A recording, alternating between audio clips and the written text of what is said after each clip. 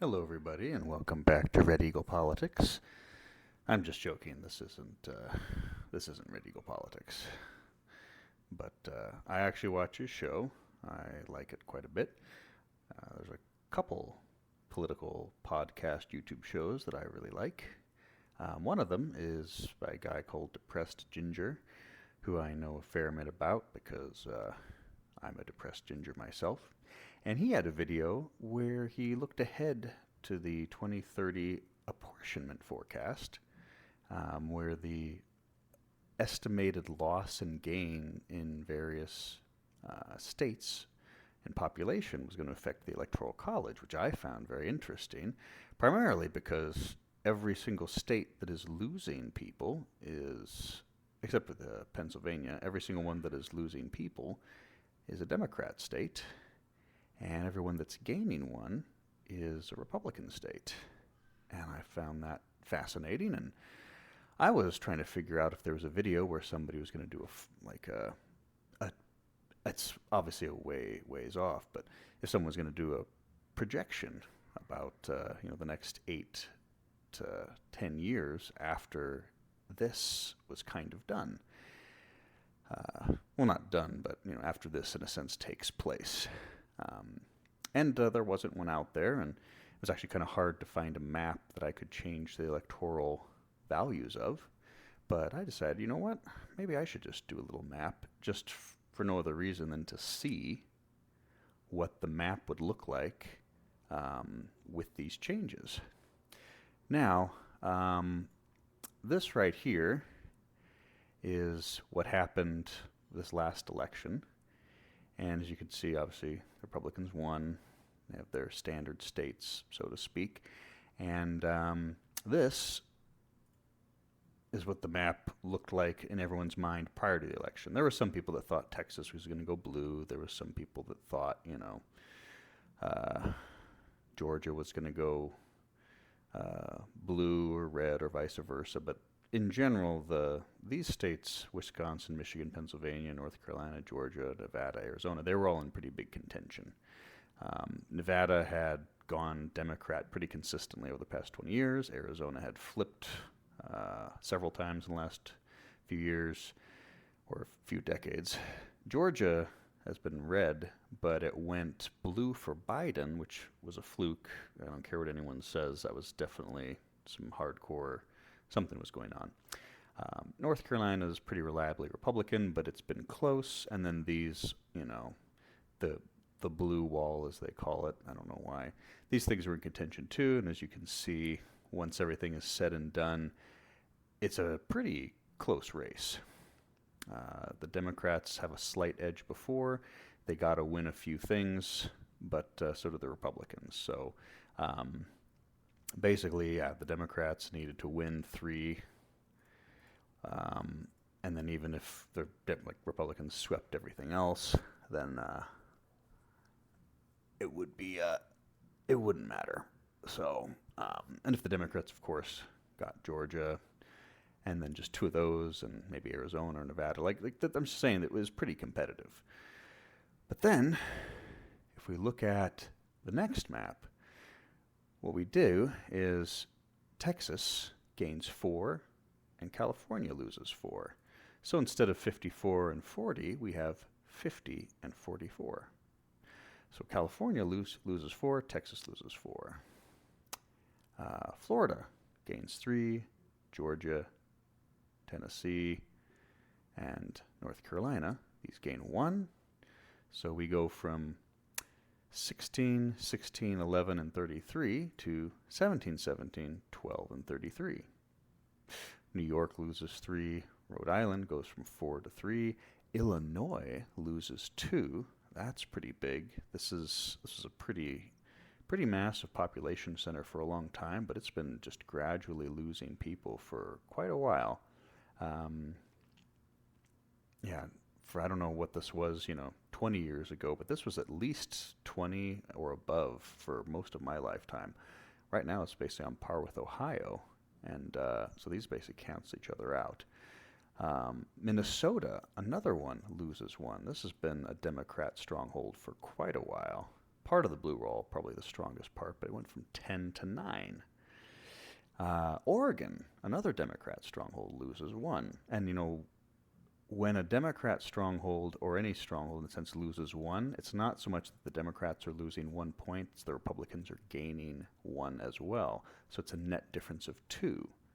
So if the Democrats are losing 4, 5, 6, 7, 8, 9, 10, 11, 12, 13 points of population, and the Republicans are gaining that same 13, that's a net difference of 26 electoral votes. So let's just kind of, going from this map, or this map right here where everyone's kind of organized right here, and to what they should be going, we can do the same thing. So Democrats, boom, boom, boom. Just do this nice and quick. And I know that there's a lot of states that people think are going to be in contention, like New Jersey, New York. There's a long, long shot in 8 to 12 years it might go red. Somebody was even saying California could at some point, but we're not going to worry about any of that stuff right now. I don't think New York's changing anytime soon. I don't think California's changing. And who knows if this, Pennsylvania and Michigan are, or in Wisconsin are going to stay red or whatnot. Who knows? But I believe, what else are we missing? We got New York. Okay, there we go. And Maine overall is going to go with that. Okay. So right off the bat, I don't think, Minnesota. Okay, I was wondering, I knew this was lower, but right off the bat, the Democrats have 197. Oh, wait a minute. Should I do Virginia too? Virginia got pretty close. It was 5%, but we'll just, 226 to 210. So, I guess all right, we'll include you in there. 214 to 226. So it's a 12-point difference. It's not massive, but when we fill in the Republican side, things start to change, because it's not so much that the Republicans are, whoopsies.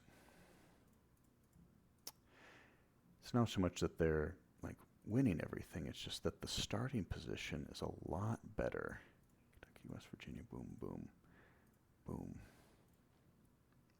So 226 to 214. 226 to 219. The other way around. So what's the difference here? Oh, there we go. So just switching things up as far as the amount of votes, the Democrats lose their advantage as far as starting off with the most electoral votes. So, I got to close that one. So on this one, basically the safe states, the Democrats have a lead. And in this one, the safe states, the Republicans have a lead. And the Republican lead is actually a hair higher, because they maintain pretty much all their states. But they just get a little bit of an extra bump in terms of the population. Now, when you take into account that most likely Georgia and North Carolina will probably go Republican, because Texas and Florida, with their influx of population, everyone thought they were going to be Democrat strongholds, but with the immigration there from other states and with the deportation that's going to be happening, these states are pretty solidly Republican, more so than they have been in a long time. I think something similar is going to be happening in Georgia and North Carolina. Not as safe in Georgia, but both of these, I think, almost always edge out Republican several percent or more, and that's probably going to be growing. I know we don't want to get into projections, because this is this will be after Trump's presidency and then after the next presidency, whatever that is. But if we just fill these in, all of a sudden, it gets really scary for the Democrats. They literally have to win everything. And if the Republicans just get Nevada and nothing else, it's a tie. That's insane to me. all of a sudden Pennsylvania, Minnesota isn't as valuable. Oregon's not as valuable. California's not as valuable. Illinois is not as valuable. New York is going to lose 3. Rhode Island lost 1. It's not a huge amount, but it's enough. Pennsylvania is not the powerhouse it used to be. It's been losing a little bit, for quite a while. It's been going down in population these last 10, 15 years. And now, if things get really wonky, this year, Minnesota and New Jersey had basically around the same difference as far as vote spread. New Jersey, Trump only lost by 5%. Minnesota, he only lost by about 5%. Wisconsin, Michigan, and Pennsylvania, it was about 2%, and I think Michigan, and then 4 to 5, and maybe 3 to 4 in Pennsylvania, and 5 in Wisconsin. Arizona went for Trump, but the one. So let's just assume. Let's not even take into account these right now. Let's just not even worry about that. Let's take out New Jersey, because this was within 5%. New Jersey and Arizona are actually right now, according to the recent election results, basically on par with each other. New Jersey is to Arizona right now like Arizona was 4 years ago, because Biden won Arizona by, I think, a couple percentage points. It might have been 1 or 2, but I know 1 or 2 is a lot easier to overcome than 5%. But if New Jersey becomes in play, Virginia has voted Republican, not a lot in the last 20 years, but this last year, I think it was, again, 4 to 5%. So you take out these two, all of a sudden, it is not looking good. New Mexico, this is another one. Every single state, I believe, was trending Republican, and you take out New Mexico, all of a sudden, it's not so much that the Democrats, that the Republicans have to win any one thing. The Republicans have to win literally just one state. Or, again, if they flip New Mexico and Nevada, it's done. It's done. It is so hard to see a path going forward. And this, of course, is assuming trends continue. But with all the woke craziness, I just don't see it changing very much. Whoever comes after Trump will probably be not as bashed as Trump was, because they're going to be more eloquent. J.D. Vance is he is a politician, but he's also definitely on the Trump train, and he's very well spoken, very well informed, has a lot more control over his tweeting, and he's going to have a lot of support from the MAGA nation. So I just don't see, if this trend with population happens, even if it's just, a portion of it, it radically changes things. Particularly, Texas and Florida are safe, and the main, like the bump here in Tennessee, Georgia, and North Carolina, if these things stay solid with this, what's called the red wall, that's a lot of population that's moved. I know Michigan lost some in the last census. Pennsylvania lost a bit in the last census. New York lost a lot in the last census.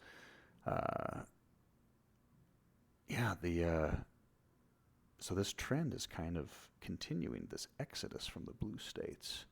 I just find that fascinating. I've been rewatching election coverage because I find it interesting, and the strategy and where the money goes. But here's the thing, they put a ton of money into Georgia, the Democrats did. They put a ton of money into North Carolina, because these were, allegedly battleground states. If they can't flip these, in a sense, where do you put your money afterwards? You kind of have to spread it everywhere, because if there's a chance that New Jersey gets flipped, you have to put that in Virginia and New Jersey just to maintain your hold there. But you might actually have to put some real money into New Mexico. You might have to spread it across Wisconsin, Michigan, and Pennsylvania evenly. Really hammer Arizona. Really go after Nevada, because you lose any one of these things, it's just over. 1, 2, 3, 4, 5, 6. Any one of those 6 states will lead to a Republican victory. And if all of these go blue, let's just say all these go blue, for some reason Trump flipped New Mexico and then got Nevada again, or J.D. Vance did. It's all over again. Anyway, I don't have any major predictions or anything like that. This isn't a prediction video. I think those are way, way too premature. I just wanted to see the value of these electoral votes as far as how it would pan out with, like, if basically everything went as they thought it was going to go in the last election. Like, basically, yeah, just kind of see the difference between, like, the 219 to 226 versus 229. Well, I'll put you back there. It's still close, but it's just interesting to see that shift. You take out, I actually think New Jersey may go Republican, because this has really been in the news. Well, not in the news, but in the podcast, political YouTube channel stuff. A lot of people are looking at New Jersey. There was a Republican governor there who actually, if he won more votes in the South than Trump did, and he had less votes in the North than Trump did. So what they were saying is that if this, I think it was a senator or a governor, I think it was a governor, but said if he had the same votes in the North that Trump had, he would have won, and this would have had a Republican governor. And that's the first start. You get some Republican governors, you get some Republican congressmen, you just slowly start to get that power base back, and places start to flip. I personally live in Arizona, and I know people are afraid to talk about the whole election fraud stuff, but there have been, I think, several court cases in Arizona that have already come out proving that there was voter fraud, like not mules or people dropping off, ballots for friends. I'm talking about actual, like, lots and lots of unverified fake ballots. And unfortunately, because we have a Democrat attorney general and a Democrat a Democrat governor, and a lot of sheriffs that aren't willing to do their job. I don't know if there's going to be any investigations or punishment stuff going into this stuff, but I'm saying that there's proof that Arizona had severe election interference in 2020 and 22 and even this year, 2024. Not necessarily specifically for Trump, but for Kerry Lake. And I'm not saying that to ruffle anyone's feathers. I'm just literally saying it because I have people that I know that are actually working on the court cases and wanted us to follow it and look at what was happening, and the stuff is actually verified and proven. So anyway, if any of this stuff gets cleared up, whoopsies. Yeah, if any of this stuff gets cleared up, it's going to be a much different race going forward. It's really not going to be which, if the Democrats can take Pennsylvania, it's really going to be, can they take everything? Because they're going to need everything. If New Jersey becomes a swing state and Virginia become a swing state, like, let's just do this, I think I think that Arizona and Nevada are moving solidly red. Same thing with Georgia, North Carolina, but and let's do New Hampshire too. Once we get to this point, everything on here is safe Republican and everything on here is safe Democrat. Obviously, Arizona is trending Republican. New Jersey is, trends more on the blue side. But I'm saying that within 5% for New Jersey, that's going to be a huge momentum. The Republican voter, registration is crushing the Democrats in almost every state. If this is the start where you basically start the evening and go, all right, here's the map. It's just there's the Democrats have to win so much, and the Republicans are basically almost there. Boom, boom, boom. Let's say that Arizona gets messed up again, or there's fraud in Georgia. Sorry to get all weird. boom. Boom. I mean, like, it's just, this is amazing. Trump loses Georgia, or whoever's in this, they lose Georgia. Nothing else flips. Nothing else flips for him. He loses Wisconsin, loses Michigan, loses New Hampshire, loses New Jersey, loses Virginia, New Jersey, New Hampshire, yeah, Georgia, New Mexico, and Arizona, Pennsylvania, Nevada. You know, now the Amish are actually starting to vote, and they're getting that whole system in place. Pennsylvania, I think, is going to trend more red because you got a lot of farmers, you got a lot of conservatives. They got a pretty big rural population compared to a lot of states. Yeah, I think they're 1, 2, 3, 4. Is there a state? Pennsylvania, I think, is our 5th biggest state. That's crazy. I just had to count for it. New York, Florida, California, Texas, Florida, New York. Illinois used to be bigger. I think, right now Illinois is bigger. Actually, right now Illinois is 19, I think. 19 and 19, yeah.